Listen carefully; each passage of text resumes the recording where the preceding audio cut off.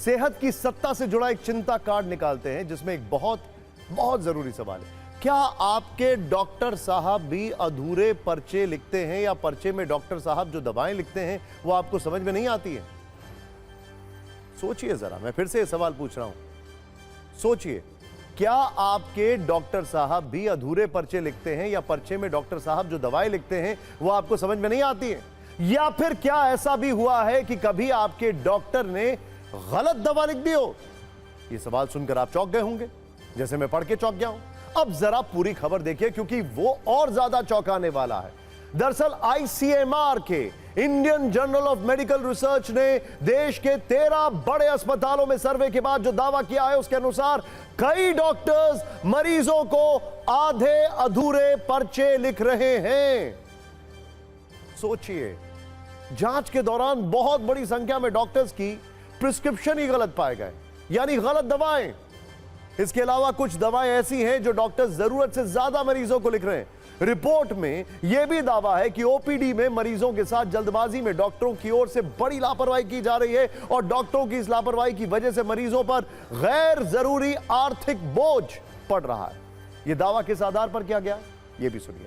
वर्ष 2019 में आईसीएमआर ने देश में दवाओं के तर्कसंगत उपयोग को लेकर एक टास्क फोर्स का गठन किया जिसकी निगरानी में 13 अस्पतालों की ओपीडी में सर्वे किया गया और कुल 7800 मरीजों से प्रिस्क्रिप्शंस लिए गए।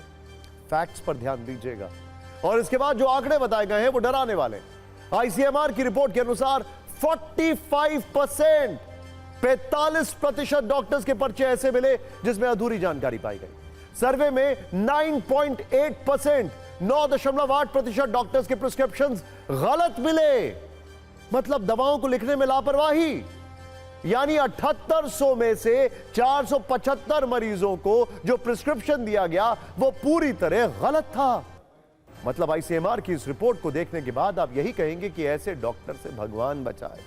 और हम डॉक्टर्स को भगवान समझते हैं, उसमें कोई बुराई नहीं है, लेकिन यह चिंताजनक रिपोर्ट है। वो डॉक्टर्स जिन्हें भगवान का दूसरा रूप कहा जाता है और यही डॉक्टर्स इतनी बड़ी लापरवाही करेंगे तो आप किस पर यकीन करेंगे? वैसे एक बात यह भी है कि सारे डॉक्टर्स ऐसे नहीं है, एब्सोल्युटली। कुछ डॉक्टर्स पूरी शिद्दत और ईमानदारी के साथ अपने धर्म को निभा रहे हैं।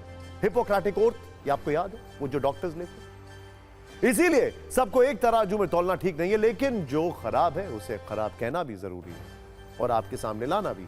आईसीएमआर की रिपोर्ट में यह भी बताया गया है कि कई डॉक्टर्स मरीजों को पर्चे में जरूरी जानकारी ही लिखना भूल गए। बताइए, इनको पहले इन डॉक्टर्स को खुद पर्चे की जरूरत है, जैसे दवा की डोज कितनी लेनी है, दवा कब खानी है और दिन में कितनी बार खानी है।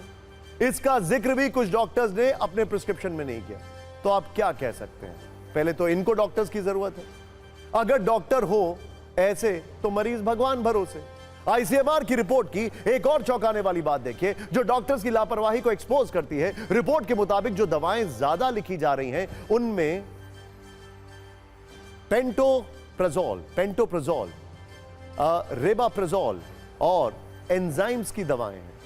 इसके अलावा जिन दो बीमारियों के पर्चे सबसे ज्यादा गलत पाए गए हैं उनमें अपर रेस्पिरेटरी ट्रैक इंफेक्शन और हाई ब्लड प्रेशर के मरीज शामिल हैं। सोचिए, अभी कुछ ही दिन पहले बल्कि हमने आपको रिपोर्ट दिखाई थी कि किस तरीके से गलत दवाइयां मिल रही हैं, नकली दवाइयां मिल रही हैं। अब बताइए, यहां पर गलत दवाइयां लिखी जा रही हैं। वैसे आईसीएमआर की इस रिपोर्ट और चौंकाने वाले दावे पर आईएमए के पूर्व सदस्य ने सवाल उठाए हैं। इंडियन मेडिकल एसोसिएशन के पूर्व कोषाध्यक्ष डॉक्टर अनिल गोयल के अनुसार रिपोर्ट में विरोधाभास है, कॉन्ट्राडिक्टरी है और केवल एक सर्वे के आधार पर डॉक्टर्स को गलत नहीं ठहराया जा सकता है। उन्होंने कहा कि पेपर में खुद लिखा है कि रिपोर्ट की अपनी सीमाएं हैं और मरीजों के अगले पिछले ट्रीटमेंट का कोई डेटाबेस इसमें शामिल नहीं किया गया है। तो जैसे डायरिया है, वाटरी डायरिया है, कोई दस्त के साथ आया है, उसको आप ओआरएस ना देख के उसको एंटीबायोटिक देंगे तो कम्प्लीटली गलत है।